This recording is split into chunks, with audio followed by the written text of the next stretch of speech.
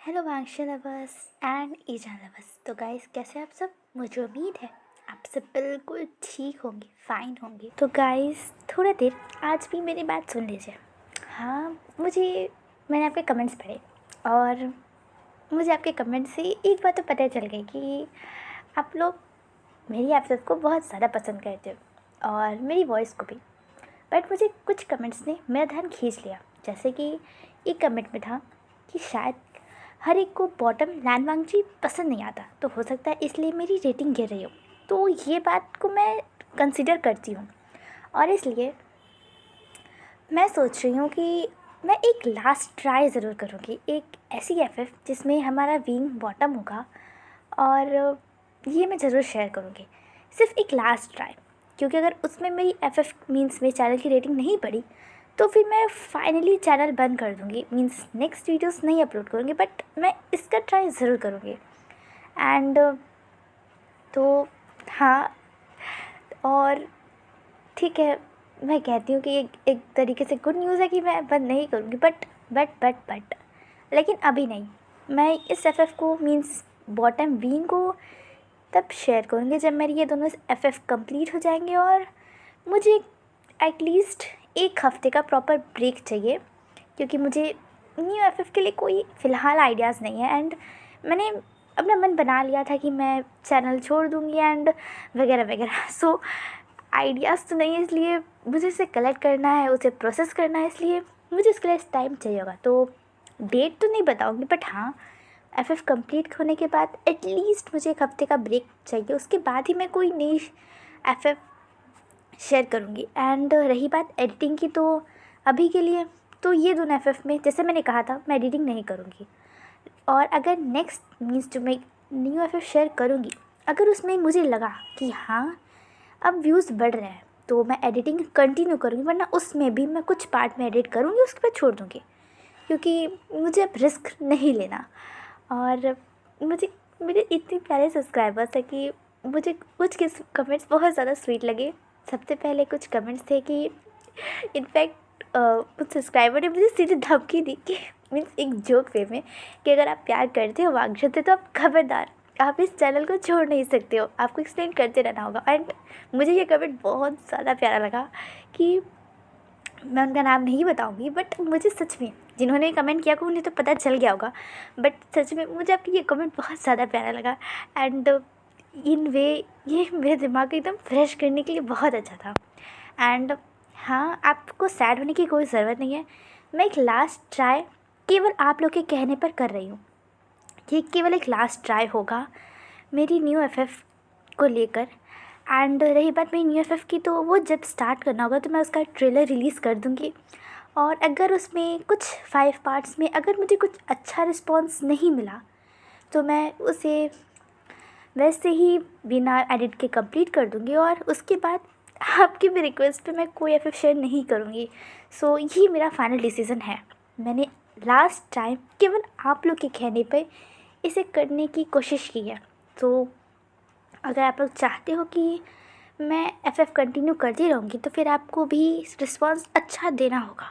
अगर रिस्पॉन्स गिरता जाएगा तो मुझे नहीं लगता कि फिर मैं कुछ भी शेयर करना चाहूँगी। और मैं करूँगी, क्योंकि सच बताऊँ तो सच में मुझे वांगशा से बहुत ज़्यादा प्यार है एंड ईजान से भी। तो रही बात प्यार की, तो वो है ही, बट आप भी जानते हो ना, हर प्यार हमें मिलता नहीं है। कुछ प्यार ऐसे होते हैं ना जिसे समय के साथ भूल जाना या उसे कहीं छोड़ देना पड़ता है। सो ये प्यार मेरे लिए वही है, क्योंकि मैं अपनी लाइफ टाइम तक वांगशा से प्यार करती रहूँगी। बट ज़रूरी नहीं होता ना कि मैं उसे हमेशा अपने साथ लेके हर समय कैरी करूँ।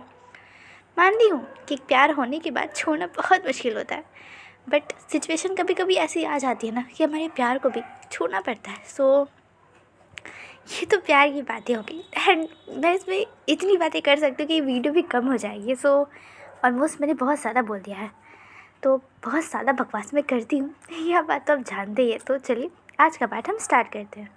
तो अभी तक हमने देखा था कि हमारी शौजान थोड़ी गुस्से में था और वांगजी थोड़ा डरा हुआ था। और तब वांगजी कहता है, वो मैं वो कुछ कहना चाहता था बट कुछ कह नहीं रहा था। और ये देखकर कुशियान को बहुत ही ज़्यादा गुस्सा आता है।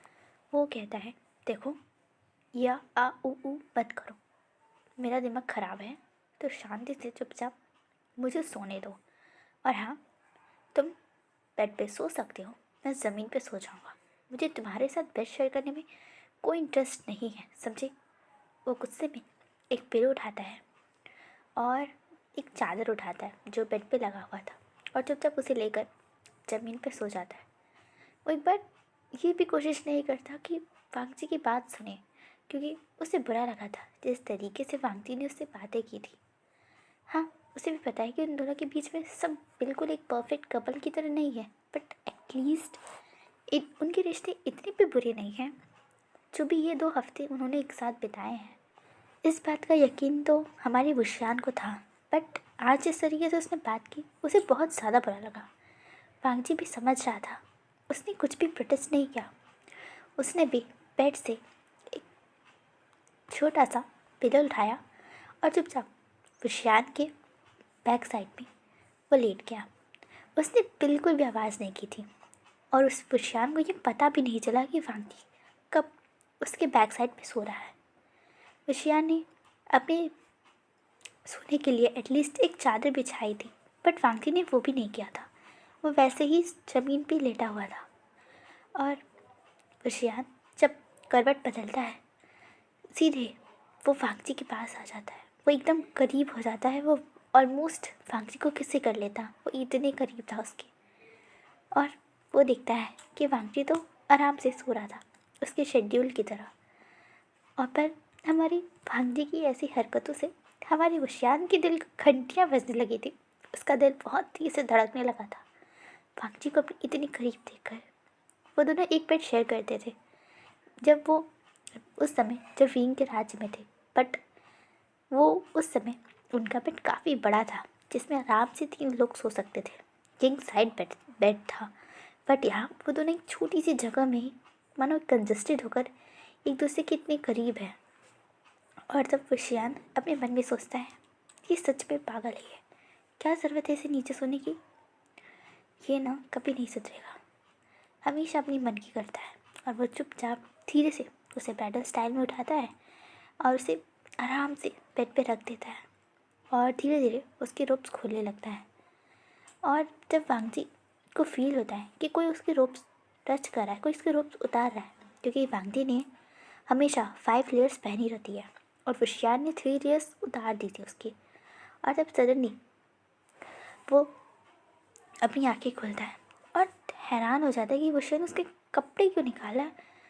वो नर्वसली डरते हुए जल्दी से खुद को बुशियान से दूर करता है और अपने रोप्स को टाइटली अपने चेस्ट से पकड़ लेता है, अपने हाथों से पकड़ लेता है और घबराते हुए कहता है, ये क्या कर रही हो तुम। हाँ हाँ, बुशियान कहता है, क्या कर रहा हूँ, क्या मतलब, तुम्हारे कपड़े उतार रहा हूँ और क्या।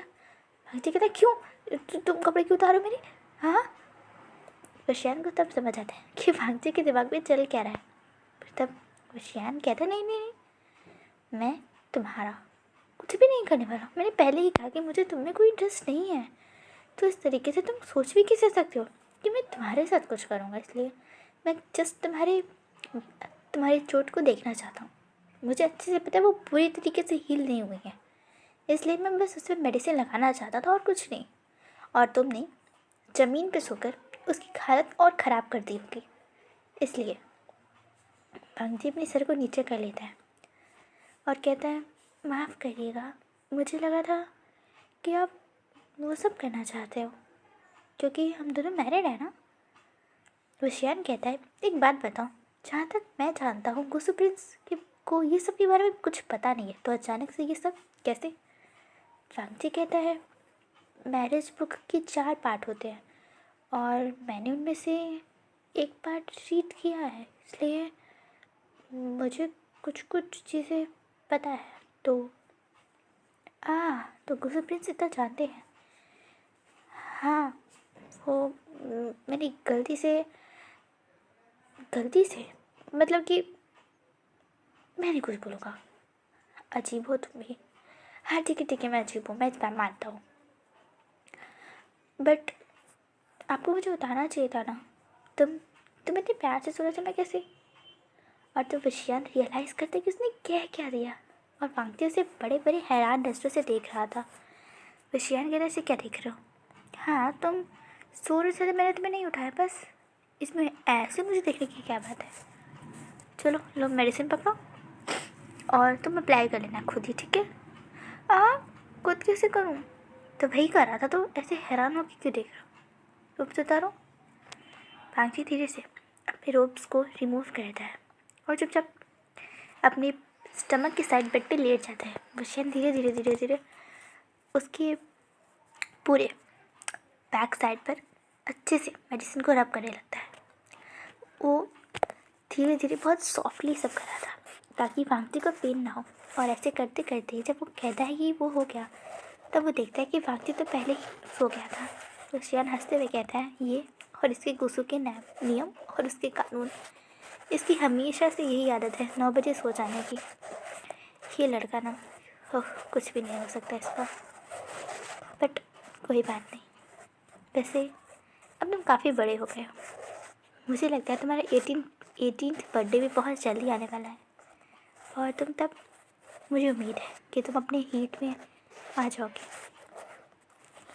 और शायद से मैं अपनी रट में भी आ जाऊंगा उस समय, क्योंकि अभी ही तुम्हारी संत मुझे पागल करती है। उस समय न जाने मेरा क्या होगा। वो ऐसे ही सोचकर वांगती के बगल में लेट जाता है और वो दोनों ही पीसफुली सोते हैं।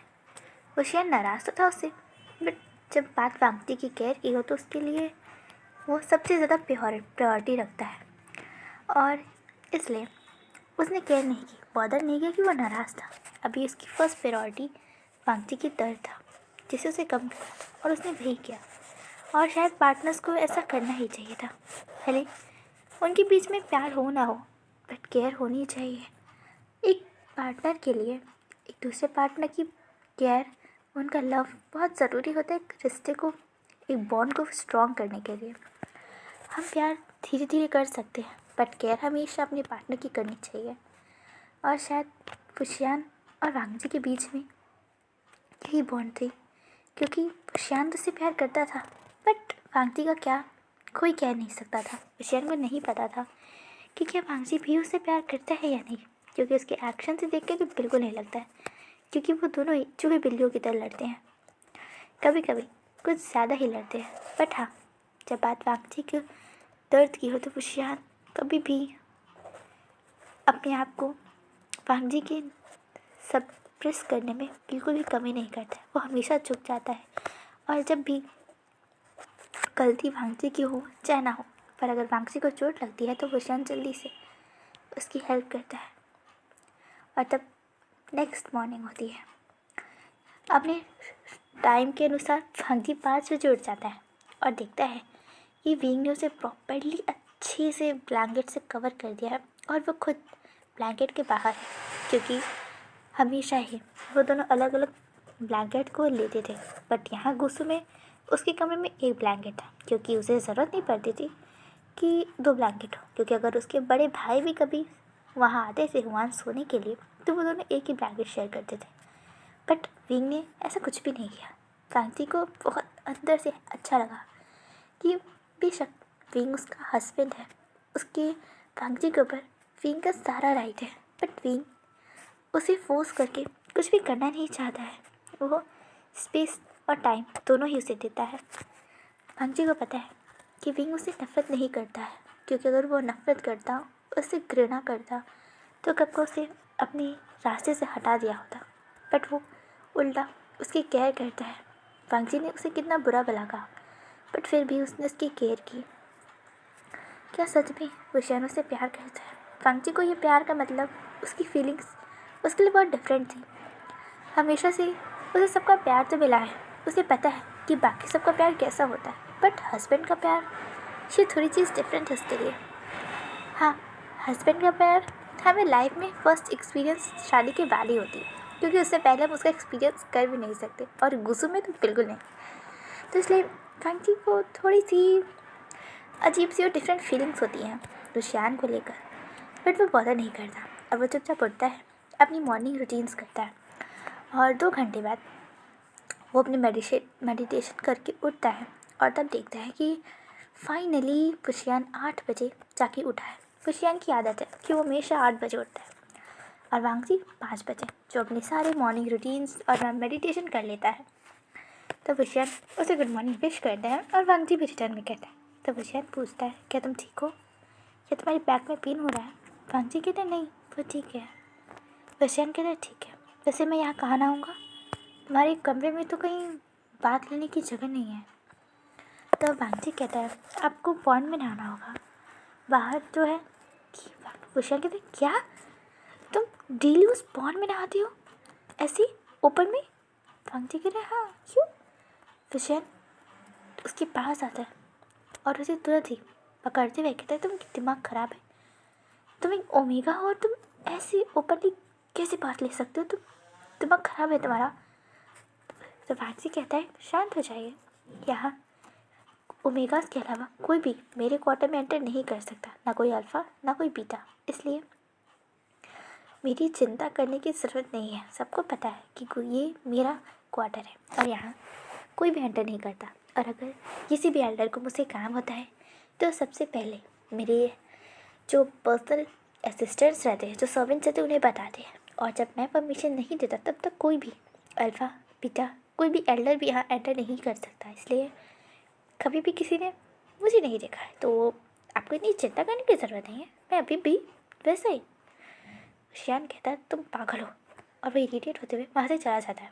वांगजी हैरान बैठा हुआ था, आखिर इन्हें क्या हो गया? मैंने कहा तो कि मैं ठीक हूँ, सुनते ही नहीं है ये अजीब पागल इंसान है। और जब विशियान वहाँ से चला जाता है और वो चुपचाप नहाने लगता है, बट तब नहाने के बाद उसे रियलाइज़ होता है कि उसने कपड़े तो लिए ही नहीं, और वो धीरे धीरे पानी से बाहर लगता है। और तब वहाँ से सामने से वांगजी उसके कपड़े लेकर आ रहा था। वो विशियान को देखकर जोर से चीखता है और विशियान जल्दी से खुद को पानी के अंदर डुबा लेता है। वांगजी कहते, क्या कर रहे हैं आप, पागल हो गए हैं? तो विशियान कहते, तुम यहाँ क्या कर रहे हो? तुम्हें पता चला मैं नहाने आया हूँ, तो क्या करने आया हूँ वहाँ पे? वांगजी अपने हाथों में उसके कपड़ों को दिखाता है, कहते, कपड़े देने आया था, और क्या करूँगा, मुझे कोई इंटरेस्ट नहीं आपको देखने में, समझे? और वो कपड़े भाई फेंक कर वहाँ से भाग जाता है। वांगजी की ऐसी हरकतें देखकर विशियान हंसने लगता है और कहता है, ये तो बिल्कुल बच्चों वाला रिएक्शन था, सच में। ओ गॉड, वेडिंग नाइट वाले दिन अगर इसके साथ कुछ कर लेता तब तो ये इसकी इनोसेंस खो ही ले जाती, सच में। अच्छा है उस शाहजहान ने बचा लिया, वरना इस इनोसेंट एंजल को तो मैं हर्ट कर लेता और शायद अपने आप को पूरी लाइफ कोसता रहता, हमेशा एक रिग्रेट रहता। अच्छा है उस बेवकूफ़ ने बचा लिया। चलो, फिर विशियान निकलता है और खुद को ट्राई करने के बाद कपड़े पहन लेता है और बस सीधे वहाँ से डिनर टेबल पे जाता है, जहाँ पे मीन्स ब्रेकफास्ट टेबल पे जाता है, जहाँ पे ऑलरेडी लैन हुआन, एल्डर लैन मीन्स लैन चिरैन और बाकी कुछ एल्डर्स भी थे, और वहाँ सर्वेंट्स सबको एक साथ खाना देना स्टार्ट करते हैं। बट वांगजी वहाँ पे था, बट अपने ख्यालों में ही खोया हुआ था, उसका ध्यान बिल्कुल भी खाने पे नहीं था। बट उसके कान बहुत ही ज़्यादा पिंकिश थे। लैन हुआन उसे नोटिस करते और तब धीरे से पैट करते वांगजी के हाथ को पूछते, क्या हुआ वांगजी? क्योंकि अभी तक उन्होंने खाना खाना स्टार्ट नहीं किया था। एक बार खाना स्टार्ट कर ले तो वो भले बोल नहीं सकते थे, बट अभी वो बात कर सकते थे। वांगजी कहते, नहीं ब्रदर कुछ नहीं हुआ। तो वो शायद तब हुआन कहते हैं, ठीक है कुछ नहीं हुआ, तब तुम्हारे ये ईयर्स इतने पिंक क्यों हुआ? सच सच बता वांगजी क्या हुआ? और तब विशियान इसे नोटिस करता है और तब विशियान पूछता है, हुआन क्या मतलब है इसका? तब फिर हुआन कहते हैं, वांगजी हमेशा से ही शब्दों में अच्छा नहीं रहा है, वो हमेशा अपनी बातों को लिख कर बताना ज़्यादा पसंद करता है। मतलब आप तो जानते हैं मतलब ना कि वो बोल नहीं सकता था, इसलिए उसके एक्शन देखकर ही मैं उसे पढ़ता हूँ, क्योंकि मैं नहीं चाहता कि मेरे भाई को मुझसे बातें करने के लिए लिखना पड़े। मैंने उसके लिए हर वो चीज़ सीखा, इशारे सीखे, उसकी बातें सीखी, उसका दिल पढ़ना सीखा।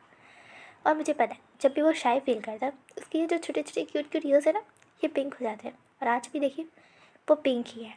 इसलिए मैंने पूछा कि ऐसी क्या बात हो गई जो ये इतना ज़्यादा शाय फील कर रहा है, क्या देख लिया इसने ऐसा? और तब वशियान को समझ आता है कि वांगजी के ईयर्स क्यों पिंक हो गए हैं। तो गाइस आपको समझ आ गया ना वांगजी के ईयर्स क्यों पिंक है।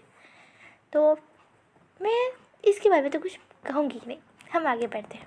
वांगजी कहते ब्रदर कुछ भी नहीं हुआ, मैं बिल्कुल ठीक हूँ। तो फिर लैंजियान कहते हैं अच्छा ठीक है, मजाक बहुत हो गया, अब खाने का समय हो गया है तो चुपचाप सब खाना खाएगा, आप बातें नहीं। वांगजी और हुआन एकदम चुप हो जाते हैं, बट वशियान को ये पसंद नहीं आता। वो कुछ बोलने ही वाला था, बट वांगजी जल्दी से उसके हाथ को पकड़ लेता है और आंखों से कहता है नहीं अभी नहीं, कुछ भी नहीं। बट वशियान सुनने वालों में से नहीं था, वो कुछ बोलने ही वाला था। तब धड़ाम से दरवाजे खुलने की आवाज़ आती है और एक बदन धड़ाम से ज़मीन पे गिर जाता है। वहाँ बैठे सभी लोग हैरान हो जाते हैं और अपनी जगह पे खड़े हो जाते हैं। और तब जब उस पर्सन को वांगजी रिकॉग्नाइज करता है, पहचानता है, तब वो कहता है जान गो। अब वो जल्दी से जाकर वो श्यान के बगल से ही जाकर जल्दी से जान को पकड़ लेता है, उसे हक करता है, उसे उड़ाता है और उसे साफ करते हुए कहते हैं वो श्यान को क्या हुआ, आप गिर कैसे गए, और अब ये क्या हुआ। और तब वहाँ से कुछ सैनिक दौड़ते हुए आते हैं और तब एल्डरलैन को छुकर कहते हैं क्लैनिडलैन और एल्डरलैन ये अल्फा पागल हो चुका है, इसने हम सब पर हमला किया और ज़बरदस्ती लैंड क्लास में घुस गया। हमने इसे रोकने की कोशिश की तो ये कहता है कि वहाँ उसका ओमेगा है और उसे उससे मिलना है। हमें तो समझ ही नहीं आ रहा ये इंसान इतना पागल जैसी हरकतें क्यों कर रहा है। और तब वांगजी कहता है आप लोग जाइए यहाँ से, ये हमारे साथ है।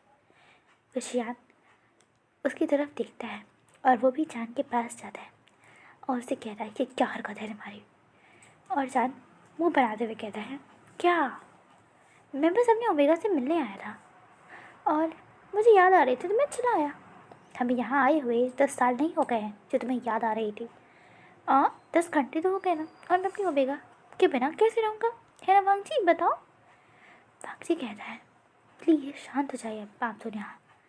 और तब एल्डरलैन कहते हैं ये क्या तमाशा है, ये तुम्हें वांगजी ये तुम्हें अपना ओमेगा कैसे कह सकता है, ये है कौन, ये क्या तुम्हारा कोई लवर है।